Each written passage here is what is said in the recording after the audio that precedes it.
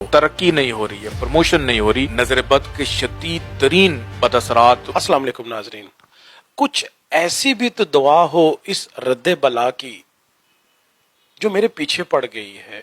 वो नाउमीदी, मायूसी की गहराइयों में गिरा हुआ मजाज कि आप दुनियादारी से इतने मायूस हो चुके, इतने आप घबरा चुके हैं, कोई उम्मीद की किरण नजर नहीं आती।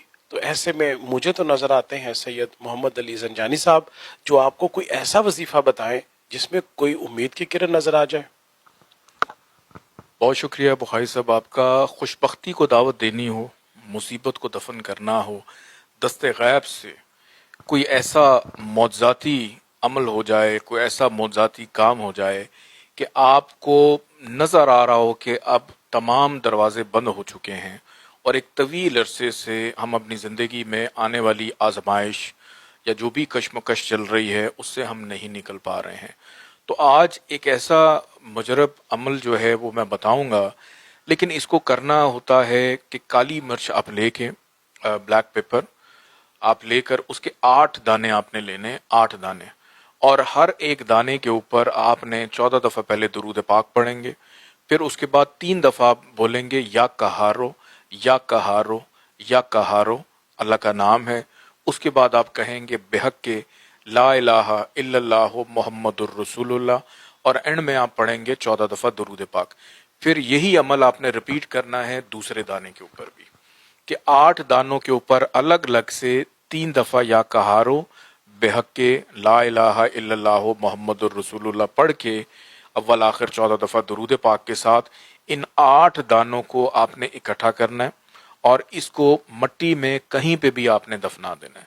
इस अमल को अगर आप करना चाहते हैं तो ये अमल हर 3 महीने में एक दफ़ा किया जाता है। ऐसा नहीं कि आप इसको हर हफ्ते करें या हर रोज़ करें। अगर आपने कल किया है, आज कर रहे हैं, परसों कर रहे हैं, फिर 90 रोज़ तक आपने इस अमल को रिपीट नहीं करना। उसकी वजह यह है कि इस अमल को कर लेने के बाद ये इतना मोज़ाती अमल है कि चंद ऐसे अहबाब हैं जिन्होंने आजमाया, खवातीन का बांझपन ख़त्म नहीं हो रहा था, वो ख़त्म हुआ। कारोबार नहीं चल रहा था, वो बेहतर हुआ। नज़र बद के शदीद तरीन बदअसरात उनके ऊपर मौजूद थे, वो ख़त्म हुए। बीमारी दवाई लेते थे, शिफा नहीं मिलती थी। अल्लाह पाक ने करम किया कि आपके वजूद का जो रूहानी औरा है उसको आप दफन कर देते हैं अल्लाह का एक कलाम के साथ मट्टी के अंदर, उसी की ज़मीन के अंदर। क्या परवरदिगार, जो भी हमारे पे आजमाइश है, जैसे एक इंसान ने इस दुनिया से जाना है और दफन हो जाना है और उसका वजूद यहीं पे रह जाएगा और उसके अमाल चले जाएंगे, तो आपने इसी तरह अपनी जो भी मुसीबत है इसको पढ़ने के बाद अल्लाह का नाम लेके, ये पढ़ के मट्टी में आप उसको दफनाएंगे। फिर उसके बाद 3 महीने के अंदर जो मौज़ाती मामलात आपके साथ होते हैं, आप खुद अपनी आंखों से देखेंगे कि आपके जो भी काम रुके हुए थे, कर्ज नहीं उतर रहा, कर्ज उतारने के लिए बड़ा मुजरब है। आपने कहीं पे सफ़र करना है, आपका सफ़र नहीं हो पा रहा, उसके लिए बड़ा मुजरब है।